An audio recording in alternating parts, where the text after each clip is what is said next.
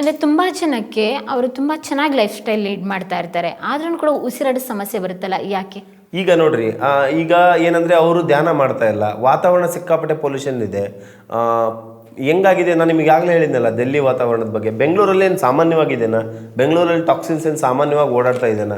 ನಾವು ಉಸಿರಾಡ್ತಾ ಇದ್ದೀವಿ ಅಂದರೆ ಏನಾಗ್ತಾ ಇದೆ ಅಂತ ಗೊತ್ತಿಲ್ಲ. ಸಾವಿರಾರು ಬ್ಯಾಕ್ಟೀರಿಯಾಗಳ ಒಳಗಡೆ ಹೋಗ್ತಾ ಇದ್ದಾವೆ, ಕೆಮಿಕಲ್ಗಳ ಒಳಗಡೆ ಹೋಗ್ತಾ ಇದೆ, ಕೆಮಿಕಲ್ ಗಾಳಿ ಒಳಗಡೆ ಹೋಗ್ತಾ ಇದೆ. ಸೊ ಹಾಗಾಗಿ ನಮಗೆ ಲಂಗ್ಸ್ ಎನರ್ಜಿಗೋಸ್ಕರ ನಾವು ಎಕ್ಸಸೈಸ್ ಮಾಡೋದು ಮಸ್ಟ್ ಆ್ಯಂಡ್ ಶುಡ್. ಅಂದರೆ ವರ್ಷದಲ್ಲಿ ಎಷ್ಟು ಟೈಮ್ ತೊಗೋಬೇಕಾಗುತ್ತೆ? ಇವಾಗ ನಾರ್ಮಲಾಗಿ ನಾನು ಚೆನ್ನಾಗಿದ್ದೀನಿ, ನನಗೂ ಕೂಡ ಲಂಗ್ಸ್ ಎಕ್ಸಸೈಸ್ ಬೇಕು ಅಂದವರು ಇದನ್ನ ವರ್ಷ ಪೂರ್ತಿ ಮಾಡೋದು ತಪ್ಪಿಲ್ಲ. ಡೈಲಿ ಮಾಡ್ರಿ, ಏನು ತಪ್ಪಿದೆ? ಈಗ ಡೈಲಿ ಎಕ್ಸಸೈಸ್ ಮಾಡಬೇಕು, ಡೈಲಿ ಸೂರ್ಯ ನಮಸ್ಕಾರ ಮಾಡಬೇಕು, ಡೈಲಿ ವ್ಯಾಯಾಮ ಮಾಡಬೇಕು, ಡೈಲಿ ಇದನ್ನ ಎಕ್ಸಸೈಸ್ ಮಾಡಬೇಕು. ಅದರಲ್ಲಿ ತಪ್ಪೇನಿಲ್ಲ, ಎಲ್ಲರೂ ಮಾಡ್ಬೋದು. ಎಲ್ಲ ಸರ್ವರೋಗಕ್ಕೂ ಏನಂತಂದರೆ ಇದು ಮದ್ದಾಗಿ ಕೆಲಸ ಮಾಡುತ್ತೆ. ಇವಾಗ ಲಂಗ್ಸ್ ಪ್ರಾಬ್ಲಮ್ಮು ಸುದೀರ್ಘವಾಗಿ ಕಂಟಿನ್ಯೂ ಆದರೆ ಏನೆಲ್ಲ ಪರಿಣಾಮ ಬೀಳುತ್ತೆ ಸರ್ ಅವರ ದೇಹದಲ್ಲೆಲ್ಲ? ಮೇಡಮ್, ಅದೇ ಈಗ ಲಂಗ್ಸ್ ಪ್ರಾಬ್ಲಮ್ಮು ಬಂದರೆ ಅಸ್ತಮಾನೇ ಬರೋದು ಮೇಜರ್ ಆಗಿ. ಈಗ ಸಣ್ಣ ಪುಟ್ಟ ಸಮಸ್ಯೆಗಳು ಸ್ಟಾರ್ಟಿಂಗಲ್ಲಿ ಬರ್ತವೆ, ಈಗ ಅದು ಸೂಚನೆ ಕೊಡ್ತಾ ಹೋಗುತ್ತೆ. ಮೊದಲಿಗೆ ಒಂದು ಸ್ವಲ್ಪ ಕೆಮ್ಮು ಬರುತ್ತೆ, ಆ ಥರ ಸ್ವಲ್ಪ ಸ್ವಲ್ಪ ಮುಂದಕ್ಕೆ ಓದೋದಂಗೆ ಒಂದೊಂದೇ ರೂಪಗಳು ಮನುಷ್ಯನಿಗೆ ಬರೋಕ್ಕೆ ಸ್ಟಾರ್ಟ್ ಆಗುತ್ತೆ.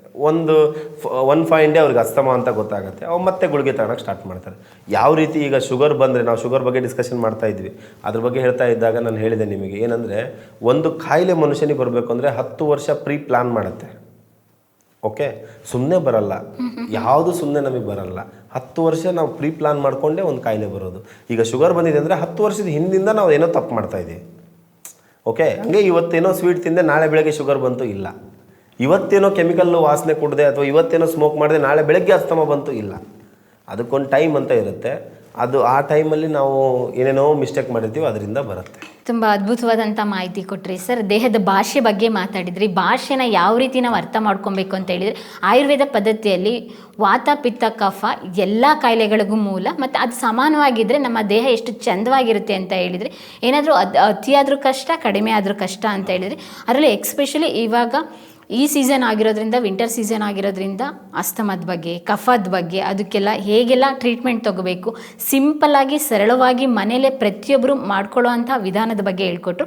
ಈ ಪ್ರಾಡಕ್ಟು ಮತ್ತು ಹೆಚ್ಚಿನ ಮಾಹಿತಿ ಬೇಕು ಅಂತ ಹೇಳಿದರೆ ಇವರ ಕಾಂಟ್ಯಾಕ್ಟ್ ನಂಬರ್ ಡಿಸ್ಕ್ರಿಪ್ಷನಲ್ಲಿ ಮೆನ್ಷನ್ ಮಾಡಿರ್ತೀನಿ. ಮುಕ್ತವಾಗಿ ಎಲ್ಲರೂ ಕಾಂಟ್ಯಾಕ್ಟ್ ಮಾಡಿ ನಿಮ್ಮ ಆರೋಗ್ಯವನ್ನು ಸುಧಾರಿಸ್ಕೊಳ್ಳಿ. Thank you sir. Thank you so much.